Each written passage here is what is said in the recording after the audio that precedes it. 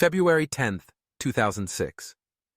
The winding lanes of Anchal village in Kerala, typically alive with the music of monsoon and the laughter of children, fell eerily silent that day.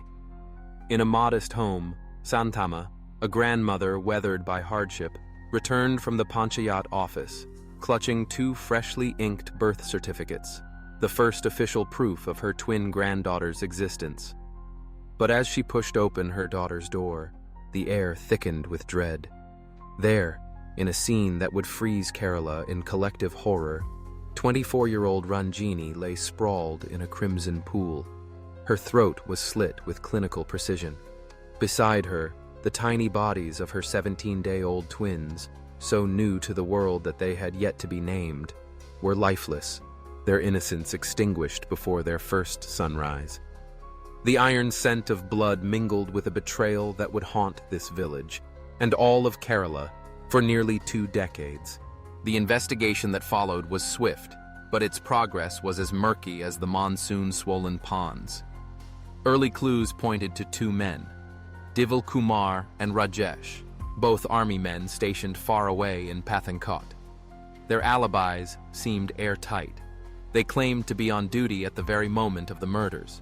But police, determined not to let the case slip into the shadows, pressed further.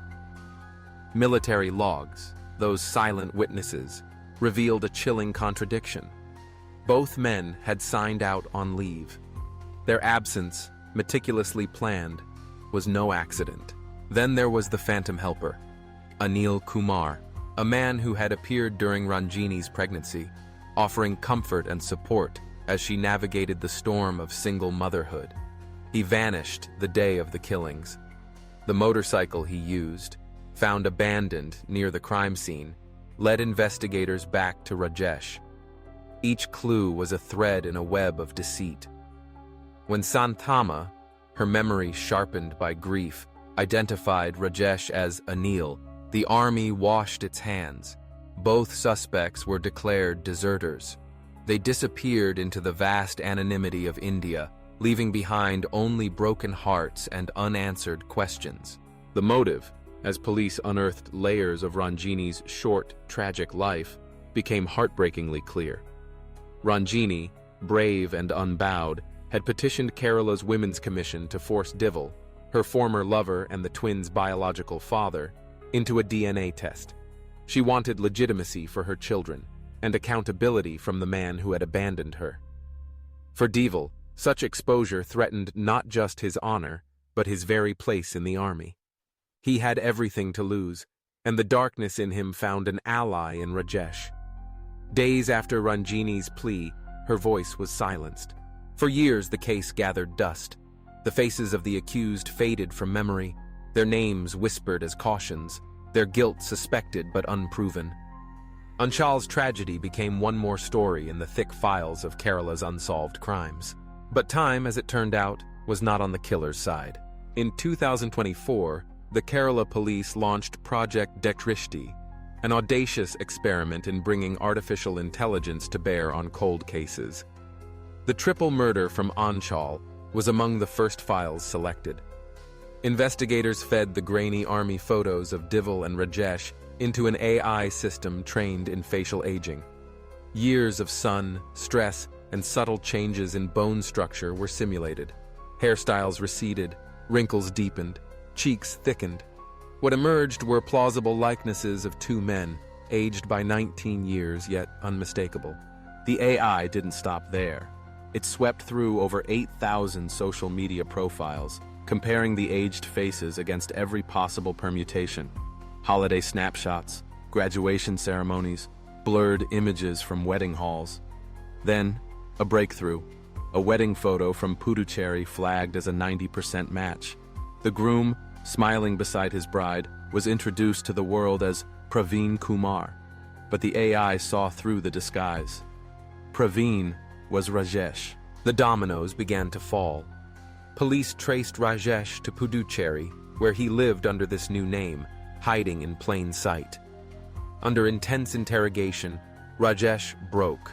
He revealed that his business partner in an interior design firm was none other than Divil, now living as Vishnu. Both men had built new lives, successful, unremarkable, with wives who taught at local schools and neighbors who never suspected a thing. On January 4th, 2025, the Central Bureau of Investigation arrived quietly at their doorsteps, ending 19 years of borrowed freedom. When the truth was revealed, their wives collapsed in shock. Fugitive killers had been sleeping beside them all along. The story that emerged from their confessions was even darker than the rumors. Divil was consumed by fear that a DNA test would expose his paternity, destroy his army career, and bring shame to his family. Rajesh owed him a debt, the nature of which would remain forever murky. Was it loyalty, blackmail, or both? That chilling February morning, Rajesh lured Santhama away to the Panchayat office, giving Divil the window he needed. Rajesh returned, silenced Ranjini first, so she wouldn't scream, and then turned the knife on her defenseless infants. The twins, who had never even taken a proper breath, died in the same moment as their mother. The men vanished, starting new lives on the strength of stolen identities. The question of Rajesh's motivation would never be fully answered.